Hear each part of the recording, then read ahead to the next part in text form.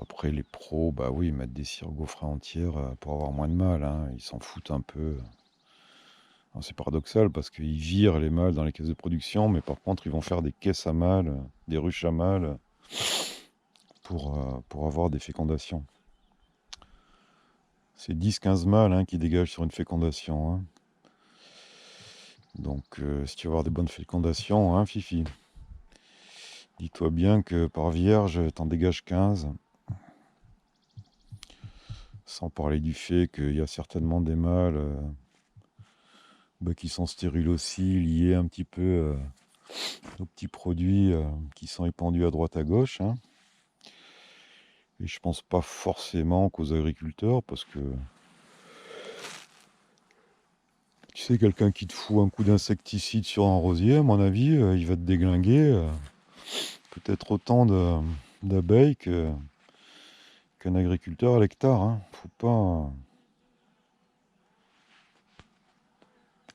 Il faut pas toujours leur planter des couteaux dans le dos à ces gens, hein. C'est eux qui nous font bouffer, hein, les agriculteurs, hein. Même si on achète beaucoup de trucs à l'étranger, malheureusement. Et merci, il y a encore de l'agriculture en France. Pour combien de temps, j'en sais rien, mais j'espère qu'on va en aider le plus possible, hein. Voilà, une vidéo qui va durer 45 minutes, où tu n'auras pas vu une abeille. Bon, en même temps, 99% de mes vidéos, tu vois des abeilles, hein. Tu dois en être gavé d'ailleurs. Donc, pour résumer, sur ce rucher, contrôle des pontes, marquage des rennes, ça a été fait par mes petits lapins. Et d'une façon magistrale. Oh, ils marquent bien les rennes, hein. Ils font ça artistiquement.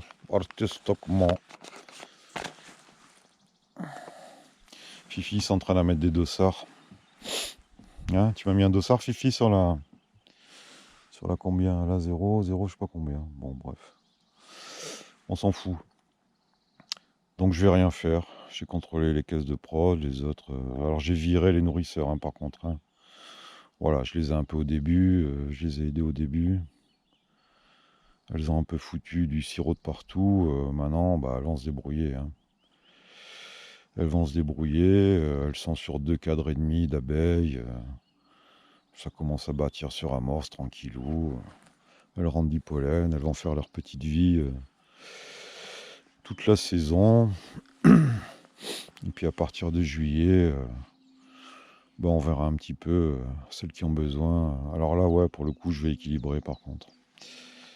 Je vais équilibrer entre les caisses qui seront plus après le 15 juillet. Bah oui, on aura fait les récoltes sur ce rucher, hein. Donc là, ouais, s'il y a des caisses avec du couvain fermé de l'an dernier, qu'il y a des essaims qui ont besoin d'un petit cadre de couvain fermé, ouais, je vais équilibrer, hein. Et ce sera encore rééquilibré après, avant l'hivernage. Donc, mais au printemps, non, je fais pas. C'est peut-être un tort, mais je fais pas. Voilà. Un peu, je te dis, parce que je vois pas trop les rennes non plus, et que j'ai pas envie de foutre 2 rennes dans une caisse, d'en refiliner une. Donc, voilà, peut-être un tort.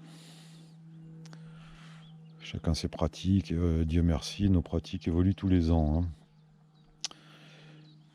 Allez, ça va faire 8 plombes. Bon, alors je continue. Je voulais te parler de l'élevage. Ah on continue. Il y aura 2 vidéos en cas. Si ça coupe, parce que tu sais que cette GoPro, toutes les 17 minutes 38 secondes, elle coupe. Mais bon, c'est pas grave. Comme ça, tu pourras te rendre compte que je fume beaucoup. C'est pour le Covid. C'est mon médicament pour le Covid. Ouais, apparemment, ils ont trouvé que la nicotine... C'est fou, ce virus-là, quand même. Bref. Ouais, l'élevage, je suis pas content de moi. Bon, c'est que ma 2e année, mais malgré tout, pas content. Parce que j'arrive pas à une moyenne, quoi, hein. Alors, le gros point noir, c'est que...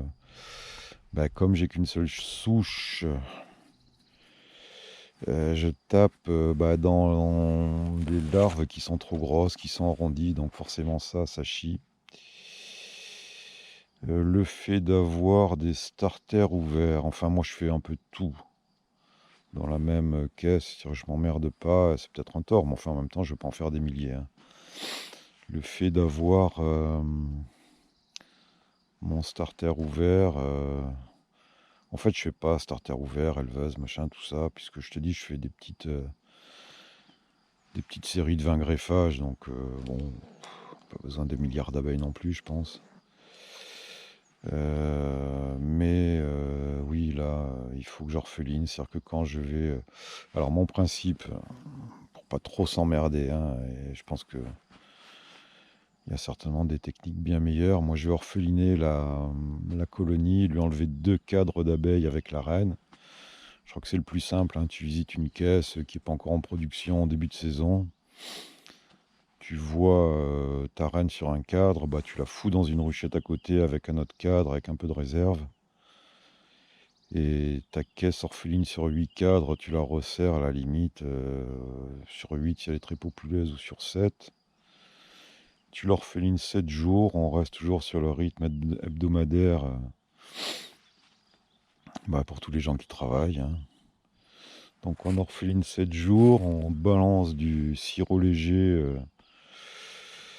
et on comprime la colonie histoire de la faire se sentir un peu bah, orpheline, ça c'est sûr, et un peu en situation d'essaimage, c'est-à-dire que les abeilles un peu viennent, redeviennent éleveuses. C'est ma théorie, après elle vaut ce qu'elle vaut. 7 jours plus tard, on passe, on casse toutes les cellules, on pique, on met dedans. Alors, ouvert, fermé, bah, si tu te barres de ton rucher pour 7 jours, ça va rester ouvert, hein. Et je pense que si on greffe à la bonne taille, à sec, parce que la gelée, bon, apparemment, ça n'a pas apporté grand-chose. Ça va peut-être même nuit, mais bon. Moi, je pense que vraiment le souci que j'ai, c'est la taille, hein, des larvins. J'ai vu, elles sont vraiment comme ça, moi, tu vois. Donc, ça doit merder. Je pense que ça doit le faire, hein. Et puis après, bah, une fois que tu as... elles seront à 5 jours. Ouais, idéalement, il faudrait revenir avant le 7e jour pour contrôler. Là, pour le coup, tu reviens à 5 jours.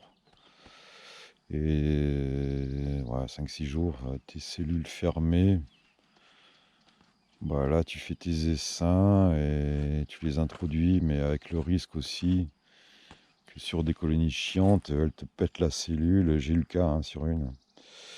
Elles m'ont pété la cellule parce qu'elles ont voulu vraiment élever sur leurs œufs, hein. Ça, c'est chiant.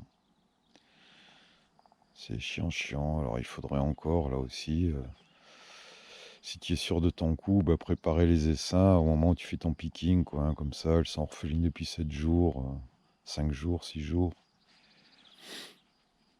Et là, bah, tu passes, s'il y a eu des cellules, tu les pètes et tu leur mets la cellule, et là, elles peuvent plus élever. Donc, voilà. Il n'y a pas de technique miracle.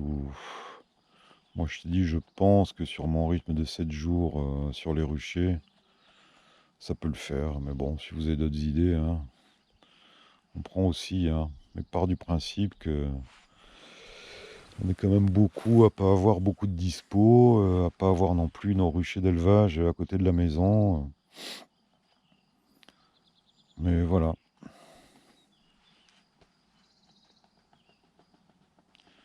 Bon, on a fait le tour, hein. On a fait le... Putain, j'ai oublié la date déjà. Combien on est? 26, 27?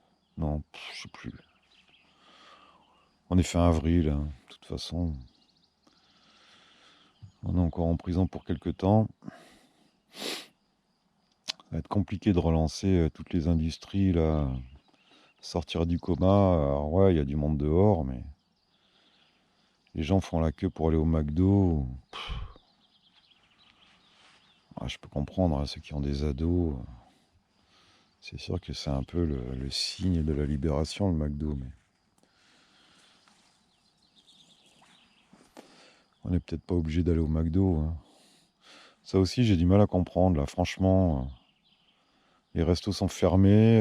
De ce qui se pressent, les mecs, ils vont être fermés jusqu'à juin ou juillet, enfin la cata quoi. Et on laisse ouvert les McDo. Emporter sûrement, hein, j'imagine, ouais. Putain, mais quelle débilité. Alors c'est sûr qu'il y a des emplois, ça fait travailler du monde, les McDo aussi, mais c'est toujours pareil, hein, quand t'as des grosses boîtes comme ça, comme McDo, même si c'est, je crois, des franchises, les McDo, ça fait son poids, McDo, hein, en France, hein, donc il doit falloir certainement les caresser dans le sens du poil, mais... Putain, les restaurateurs, faites des trucs à emporter, hein. Allez à métro, achetez des barquettes et cuisinez, faites de l'emporter. T'inquiète pas, moi je serai le premier à aller acheter dans mes cantines plutôt que d'aller à McDo, hein. Compliqué, hein. Vraiment, hein. J'ai un petit marchand de bagnoles, là, un petit négociant qui fait réparation, peinture, qui vend des bagnoles d'occasion en bas de chez moi, là. Le mec, il vend des légumes. Je te jure, son garage est fermé, sur le bord de la route, il a installé des bancs. Et il vend des légumes, il doit aller au marché international, acheter des légumes et il les revend. C'est certainement pas légal, il doit certainement pas avoir le cabis pour vendre des légumes, ou alors il a fait vite fait, mais bon, voilà, hein, c'est la guerre, il a dit Manu, hein, donc faut se démerder sans non plus faire n'importe quoi, hein, mais bon, qu'est-ce qu'il faut faire? Ça va être compliqué, hein. Bon, t'en as pris pour ton grade, là, en connerie, hein. Allez, on va se faire ça. Ça quoi? Bah juste le truc que j'ai vu dans un essaim, il y a trop de cadres là, cadres bâtis. Je vais récupérer les filets à l'incassable, tu vois comment elle pond celle-là. Truc de fou, elle a plus.